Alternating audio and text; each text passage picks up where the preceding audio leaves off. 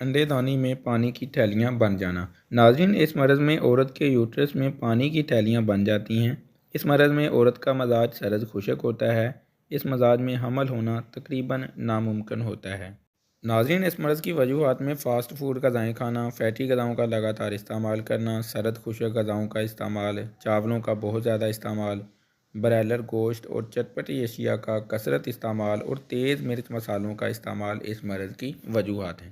اس مرض کی علامات میں پیریڈز کا تکلیف سے آنا، کمر کے نچلے حصے میں درد ہونا، پیریڈ کے دوران زیادہ بلیڈنگ ہونا یا جمے ہوئے خون کا اخراج ہونا، پیشاب زیادہ آنے لگنا، پیریڈز کا زیادہ دنوں تک چلتے رہنا، پیٹ کا نچلا حصہ بھرا ہوا محسوس ہونا اور پیٹ پر سوجن محسوس کرنا اس مرض کی علامات ہیں۔